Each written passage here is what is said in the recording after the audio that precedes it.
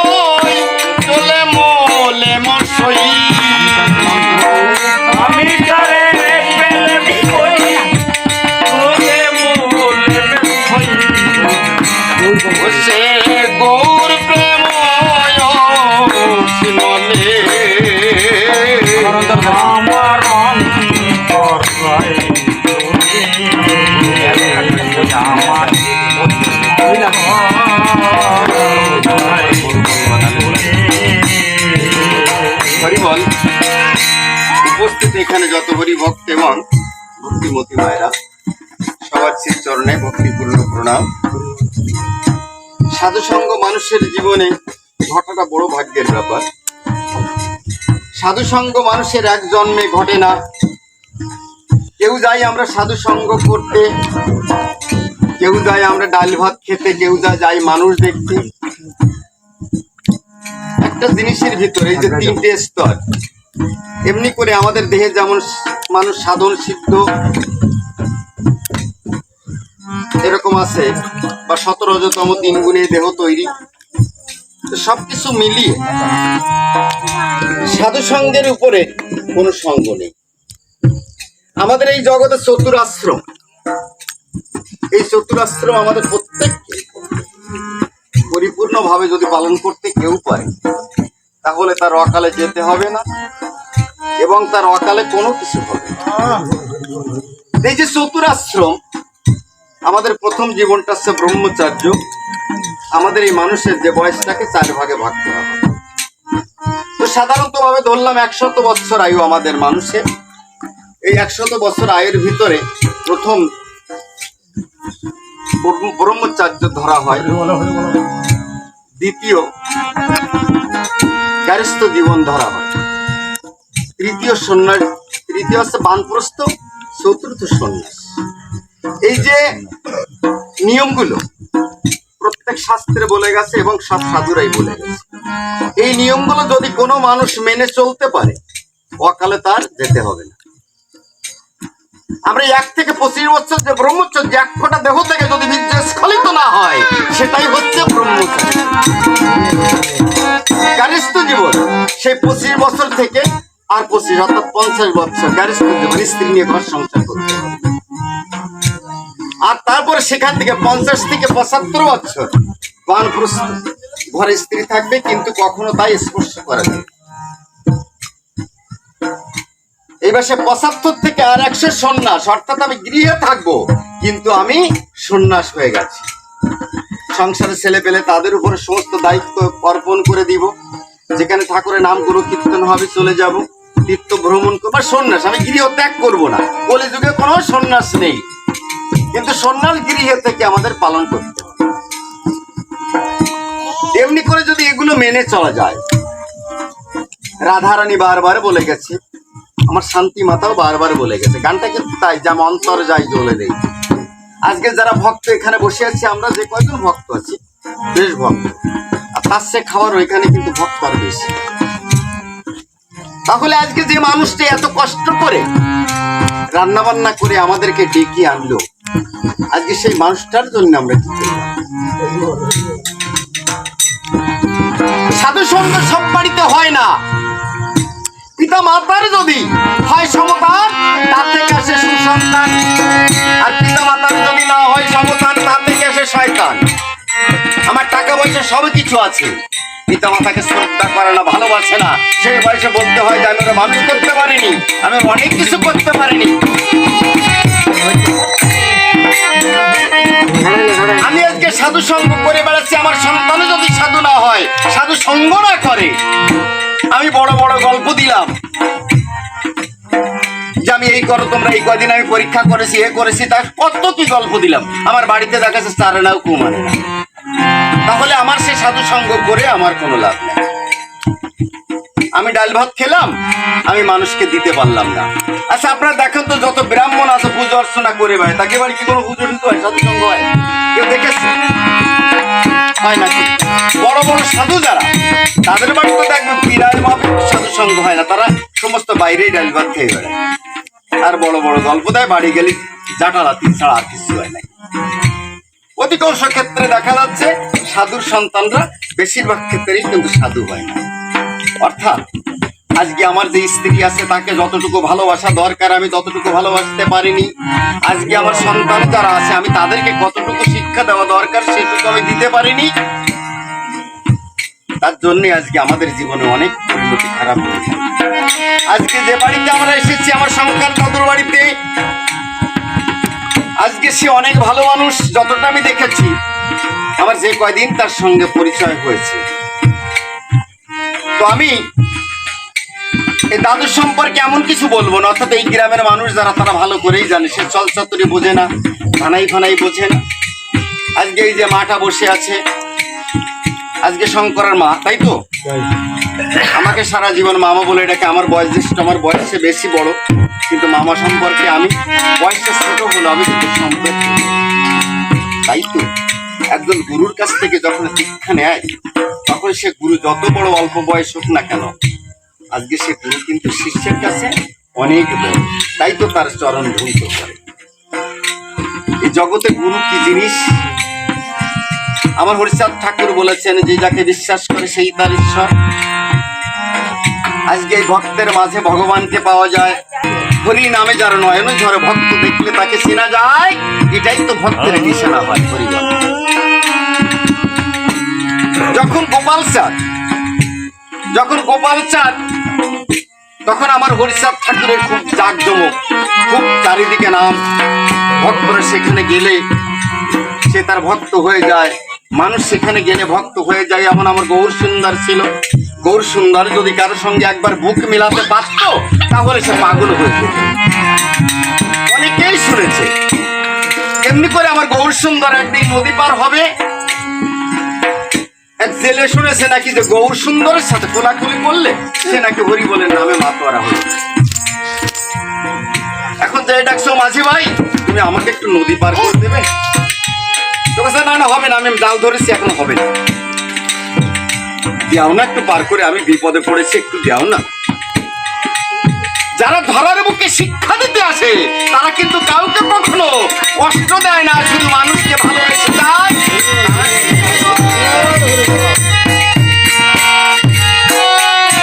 কিছুক্ষণ পরে বলছে, দেখি বারবার বলছে, দেখি কে, তাকিয়ে দেখে যে আমার গৌর সুন্দর। ও এই যে সেই লোকটা যার সাথে কোলাকুলি করলে মানুষ নাকি পাগল হয়ে যায়, দেখি আজকে আমি ওই নৌকায় উঠে ওই লোকের সাথে আমি কোলাকুলি করবো, আমি দেখি কেমন করে পাগল হয়ে। যথারীতি নৌকা ঘাটে নিয়ে বলছে যে আসেন আমার নৌকায় উঠবো। তখন নৌকায় উঠলো, বলেছে আমি শুনেছি নাকি আপনার বুকে বুক মিলালে সে নামে পাগল হয়ে যায়, আমি আজকে আপনার বুকে বুক মিলাবো। বলছে বাবা তাই, তাহলে আসো এই নদীর মাঝে দুজন আর বুকে বুকে মিলে যাক।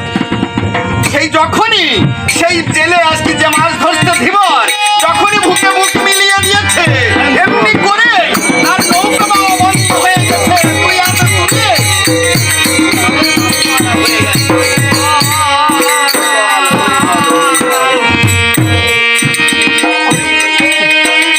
যখন নামে মাছ ধরা হয়ে গেছে, হরিবল হরিবল বলতে বলতে বলতে বলতে কখন তার কাপড় খুলে গেছে নিজেও টের পায়নি। আমার গৌর সুন্দর চেষ্টা করেছে কাপড় পরে দেওয়ার জন্য, কিন্তু তা হচ্ছে না, পাগল হয়ে গেছে। ও শুধু ছুটছে হরিবল হরিবল হরিবল বলতে বাড়িতে দেখে বাবা উলঙ্গ ন্যাংটা হয়ে বাড়িতে আসছে। স্ত্রী তখন কাপড় নিয়ে জড়িয়ে ধরে বলছে তুমি কি পাগল হয়ে গেলে কেন, তোমার কি হলো, আমার জীবনে কি হবে তুমি যদি পাগল হয়ে যাও। যখনই স্বামীকে জড়িয়ে ধরেছে তখন তার স্ত্রীও নামে মাত্র পাগল হয়ে গেছে। এমনি করে পাগল হতে হতে ওই গ্রামের একটা মানুষও নাম নিত না, সকলে মিলে আমার গৌর সুন্দরের ভক্ত হয়ে গেল।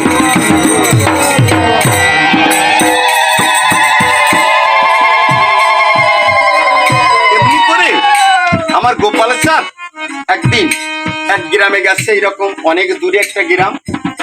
তারা কিন্তু এই হরি নামগুলো কিন্তু খুব একটা ভালোবাসা না, কিন্তু কেউ কেউ ভক্ত হতে শুরু করেছে। এই যে আমরা আজকে এই নাম করি, আমরা যে সঙ্গ নিয়ে ঘুরে বেড়াই, আগে কিন্তু এত করে আমরা বামুন দিয়াতে আসতাম না, এখন ফিরে আমরা সাধু সঙ্গ বামুন দিয়ে ঘুরতে এসেছি। অর্থাৎ যদি আমাদের ভালো না বাসতো তাহলে আমরা কেন আসবো, সবাই আমাদের ভালোবাসা তাই তো আসে। এই ভালোবাসাই তো আমাদের জীবনের অনেক পাওয়া। এমনি করে আমার গোপাল চাঁদ ঠাকুর সেই অনুষ্ঠান করতে গেছে। ওই গ্রামের একজন বড় মাতব্বর, যে সবচেয়ে যে মাতব্বর, যেমন এই বামন দিয়ে গ্রামে অনেক গুণী মানুষ আছে, অনেক গুণী মানুষ আছে। এই গ্রামে যেমন আছে আমার দাদা বাবু অর্থাৎ অরবিন্দু দা, অনেক গুণী মানুষ, আমি তার সম্পর্কে অনেক গল্প জানি, সময় নষ্ট করব না। আমার মৃণাল এমনি করে অনেকেই আছে, অনেক গুণী মানুষ আছে এই গ্রামে, অনেক বড় বড় মাতব্বরও আছে যাদের কথা অনেক কিছু। এখন সেই মাতব্বর মনে মনে ভাবলো আজকে আমি ওই গোপাল চাঁদকে ধরব, যে আমাকে হরিচাঁদকে দেখাতে পারি। ঠিকই ওই ওই যে মাতব্বরের আছে একটা ভাইপো, তার নাম আছে নিবারণ পাগল, ভীষণ ধুন্দু, যা বলে তাই করে, মারধর করে, উল্টো পাল্টা করে। এখন মনে মনে ভাবছে যে ও জ্যাঠামশাই, মানে এই যে মাতব্বর সেই নিবারণের জ্যাঠামশাই। তা মনে মনে ভাবলো আমি নিবারণ যে ঘরে তালা মেরে রেখে যাই, না হলেও তো অনুষ্ঠানে যে উল্টো পাল্টা করবে। ঘরের ভিতরে তালা দিয়ে নিবারণকে ঢুকিয়ে তালা দিয়ে বাইরে দিয়ে তালা মেরে দিয়ে তালাটা চাবিটা সে নিয়েই গেছে পকেটে। কিছুক্ষণ মানে যেতে যেতে যেতে যেতে কিছু এগিয়ে গিয়ে দেখে যে সেই অনুষ্ঠান হচ্ছে এরকম বাড়িতে।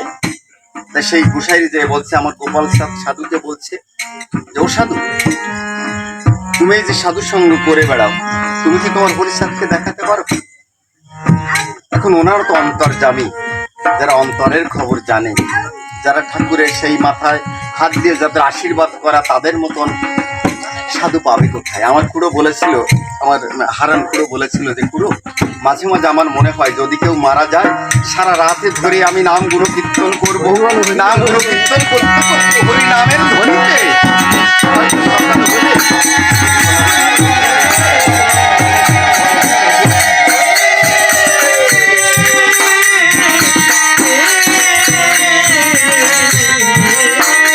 যদি নামের মতো নাম করা যায় তাহলে ফলকার পাওয়া যায়।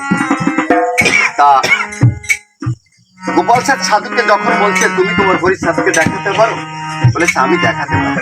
তুমি কি ধরতে পারবে? আমি দেখাতে পারি, তুমি কি ধরতে পারবে?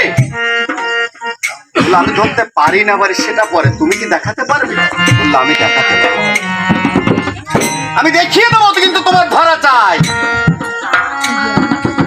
ঠিকই কিছুক্ষণ পরে নিবারণ ছুটতে ছুটতে চলে আসছে, এসে জ্যাঠামশাই বলছে ও জ্যাঠা, সাধুর বাজারে ফাঁসি চলে না, তুই তোকে আমি আটকে রেখে আসলাম ঘরে, তুই আবার এখানে কেমন করে আসলি? বলে আমি আবারও বলেছি সাধুর বাজারে ফাজলেমি চলে না, বলে আবার উল্টো মাতব্বরি চলে না, সাধুর বাজারে মাতব্বরি চলে না। এই কথা বলার পরে, কেন গ্রামে ওই লোক তো বড় মাতব্বর, গ্রামে মাতব্বরি করে বেড়ায় সারা জায়গায়। এখন মনে করছে এখানে আজকে গোপাল সাধু তার সঙ্গে মাতব্বরি করতে আসছে, তাই বলছে সাধুর বাজারে মাতব্বরি চলে না, বলে উল্টো দৌড় মেরেছে। যে ডাক দিয়ে বলছে নিবারণের মাকে, বলছে বৌমা নিবারণ কোথায়? বললো নিবারণ কোথায় তো আপনি ভালো করে জানেন, ও তো ঘরে তালা দিয়ে দিচ্ছিল, শুধু কাঁদছে ঘরে বসে, শুধু ঘরে বসে কাঁদছে। বলছে চাবিটা দাও। বললো চাবি তো আপনার কাছেই। চাবি খুলে দেখে নিবারণ ঘরের ভিতরে বসে শুধু কান্না আর কান্না, আর বলছে হরিচাঁদ ঠাকুর উগে বাড়ি আজকে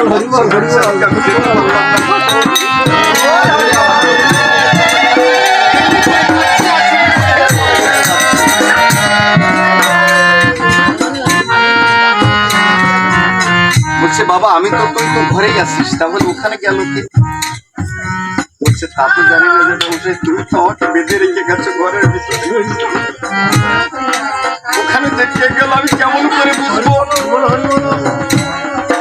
ঠিকই মাতব্বর বুঝতে পেরেছে যে সত্যি ওই যে বলেছিল গোপালের চাঁদে আমি তোমাকে ওই চাঁদে দেখাতে পারি, তুমি কি ধরতে পারবে? ছুটে গিয়ে সাধুর চরণে যুগলের উপরে ঠোঁট মেরে পড়ে বলেছিল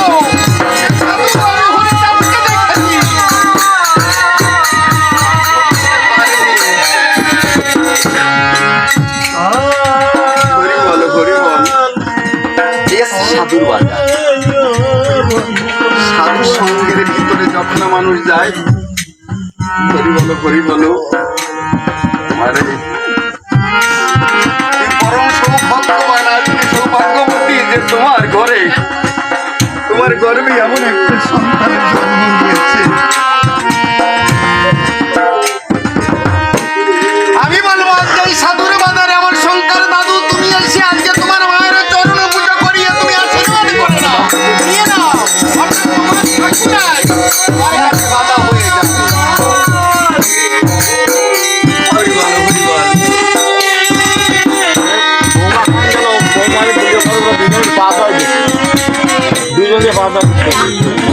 আজকে মাকে বসিয়ে,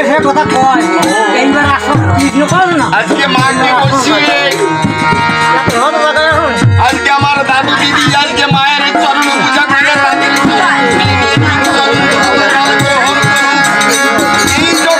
সকলে বাধা বিঘ্ন দূরীভূত হয়ে